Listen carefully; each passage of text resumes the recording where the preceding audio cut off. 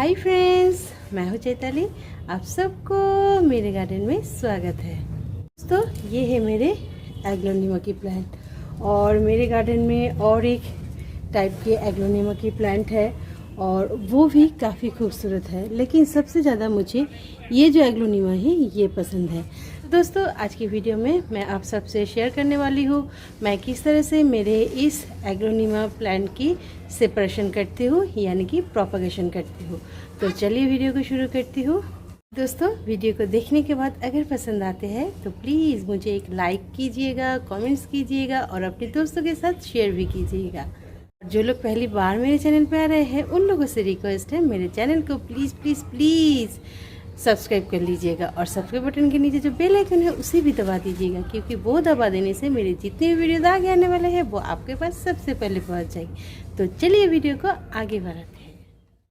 दोस्तों, अगर आप इंडोर में गार्डन करना चाहते हैं तो सबसे ज़्यादा पहले जिस प्लांट का नाम आता है वो है एग्लोनिमा। मेरे पास ये जो एग्लोनिमा है ये बहुत ही अट्रैक्टिव है। और भी कई सारे एग्लोनिमा की प्रजाति होते हैं, लेकिन मेरे पास 2 कलर की वैरायटी है और मैं आप सबको वो ज़रूर दिखाऊंगी। तो पहले चलिए जान लेते हैं एग्लोनिमा प्लांट के बारे में कुछ जानकारी। एग्लोनिमा प्लांट की जो पत्ते होते हैं उसके कई सारे रंग देखे जाते हैं, जैसे कि हरे, पीले, लाल और सफ़ेद रंग की, जो बहुत ही अट्रैक्टिव होते हैं और मिक्सिंग कलर में भी पाए जाते हैं।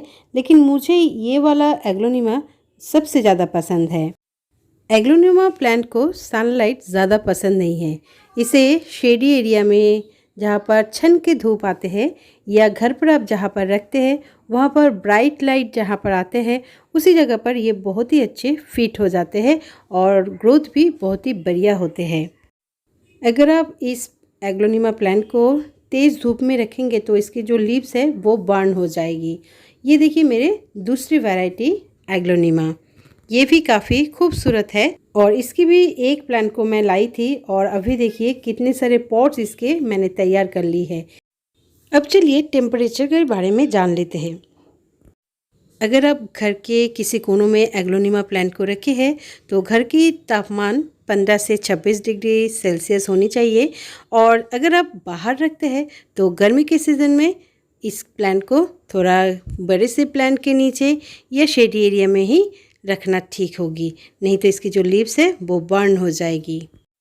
ये देखिए मैंने यहाँ पर एक प्लांट लगाई थी और उससे कितने सारे प्लांट्स ग्रो हो गए हैं। इसके रूट के सहारे ही न्यू प्लांट ग्रो होते हैं। अब चलिए देख लेते हैं इसकी मिट्टी को किस तरह से तैयार करेंगे।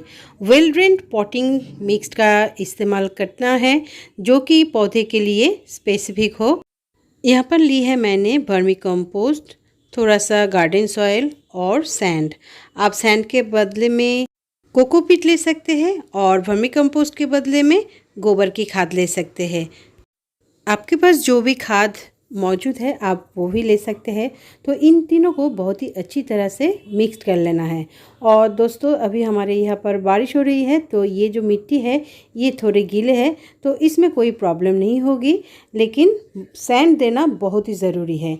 अगर आपके पास सैंड ना हो तो आप परलाइट भी दे सकते हैं और कोकोपीट भी दे सकते हैं, जो भी आपके पास है वो दे सकते हैं। सिर्फ मिट्टी को वेल ड्रेन रखना है, ये याद रखकर आपको मिट्टी को तैयार करना है। तो दोस्तों, अब बारी है पॉट की। आप 4 से लेकर 8 इंच तक पॉट ले सकते हैं और अच्छा होगा अगर आपके पास मिट्टी के पॉट है तो। अगर आपके पास नहीं है तो आप प्लास्टिक के पॉट में भी एग्लोनिमा प्लांट को लगा सकते हैं। तो प्लांट को लगाने से पहले पॉट के नीचे इस तरह से टूटे हुए पॉट के टुकड़े रखना है। पॉट के टुकड़े देने से मिट्टी में जो पानी देते हैं हम वो बाहर निकल जाते हैं, ज़्यादा पॉट में जमा नहीं होते हैं। उसके बाद मैंने एक नेट दे दी है और ये नेट से जो मिट्टी है खाद वाले वो ज़्यादा बाहर नहीं जाएगी, इसलिए मैंने इस नेट को दी है। उसके बाद मैं एक लेयर सैंड से बना दूँगी इस तरह से, क्योंकि सैंड के ऊपर मैं मिट्टी डालने वाली हूँ खाद वाले। तो ये जो सैंड है ये स्टेनर की काम करेगी। अब मैं तैयार की हुई मिट्टी को इस पॉट में आधा हिस्सा डाल दूँगी और प्लांट को लगाने के बाद बाकी जो हिस्सा है वो मिट्टी डाल दूँगी।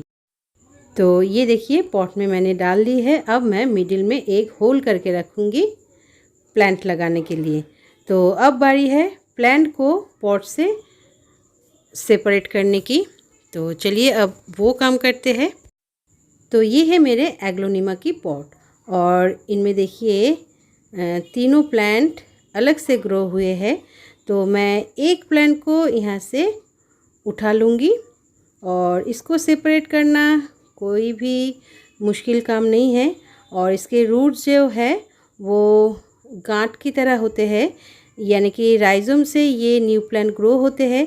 तो हल्के हाथों से अगर आप किसी टूल से अंदर की तरफ प्रेस करेंगे तो वो बहुत ही अच्छी तरह से अलग हो जाएगी और आप ऊपर से कट भी कर ले सकते हैं। कोई भी प्रॉब्लम नहीं होगी अगर आप काट करके लेते हैं। तो ये देखिए मैं यहाँ से राइजोम से इसको अलग कर रही हूँ और ये देखिए हल्के हाथों से मैंने इसको ऊपर की तरफ खींची तो ये मेरे हाथों में चली आई है। और ये जो मिट्टी की होल बन गए हैं उसको अब मैं थोड़ा सा प्रेस कर दूंगी। और ये मिट्टी पूरे भुरभुरे हैं, आप लोग देख ही पा रहे हैं, क्योंकि प्लांट को अभी अभी मैंने यहाँ से उखाड़ी है। तो ये थोड़े हल्के हो गए हैं और होल बन गए हैं। अगर मैं प्रेस नहीं करूँगी तो यहाँ पर बाहर की जो बैक्टीरिया है वो आकर प्लांट को ख़राब कर सकते हैं, इसीलिए मैंने ये कर दी है। और ये देखिए इस प्लांट को मैंने अलग की है मदर प्लांट से। तो नीचे के जो ख़राब पत्ते थे उसको मैंने हटा दी है और ये देखिए बहुत ही बढ़िया प्लांट ग्रो हुए थे। तो ये जो भाग है ये मिट्टी की तरफ जाएगी, तो इसलिए मैं इसको थोड़ा क्लीन कर देती हूँ। ये देखिए, और इसी से ही न्यू प्लांट बहुत ही बढ़िया ग्रो हो जाएगी। इस प्लांट की सेपरेशन पहली बार कर रही हूँ, लेकिन दूसरी टाइप की जो एग्लोनिमा की प्लांट है उसको भी मैं इसी तरह से ही सेपरेट करके दूसरे पॉट में लगाती हूँ, तो वो बहुत ही बढ़िया ग्रो हो जाते हैं। और दोस्तों इसकी स्टेम कटिंग करके भी आप न्यू प्लांट ग्रो कर सकते हैं और इसके लीफ से भी बहुत ही बढ़िया न्यू प्लांट ग्रो होते हैं। तो अब मैं इस प्लांट को मिडिल में जो मैंने होल की थी उसमें लगा रही हूँ और चारों तरफ से जो मिट्टी है उसको हल्के हाथों से प्रेस करके दे रही हूँ, क्योंकि ये देना बहुत ही ज़रूरी होते हैं। ऐसे पॉट के मिट्टी को प्रेस कर देने से पॉट के अंदर कोई एयर पॉकेट नहीं बनते हैं।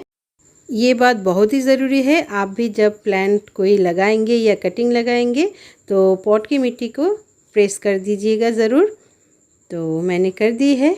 अब जो बाकी का मिट्टी था वो मैं पॉट में डाल दूँगी।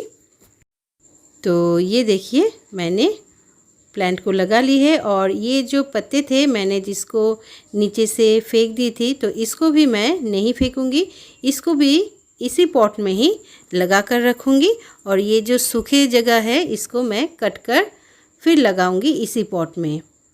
तो ये भी बहुत ही बढ़िया ग्रो हो जाएगी और मुझे बहुत सारे एग्लोनिमा की प्लांट मिल जाएगी। तो ये देखिए मैंने जो पत्ते ख़राब थे, बर्न हो गए थे, उसको मैंने रिमूव करके इसी पॉट में ही लगा रही हूँ।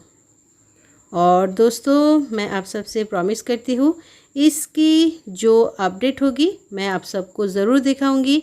प्लांट किस तरह से ग्रो की है, ये जो मैं कटिंग को लगा रही हूँ ये ग्रो हो रहे हैं या नहीं, सब कुछ मैं उस वीडियो में ज़रूर शेयर करूँगी। ये देखिए मैंने जो ख़राब पत्ते थे उसको इसी पॉट में लगा दी है। तो इस तरह भी पत्ते से भी आप न्यू प्लांट ग्रो कर सकते हैं एग्लोनिमा की। तो ये जो कटे हुए पत्ते हैं इसको भी मैं लगा रही हूँ। ये देखिए इस तरह से।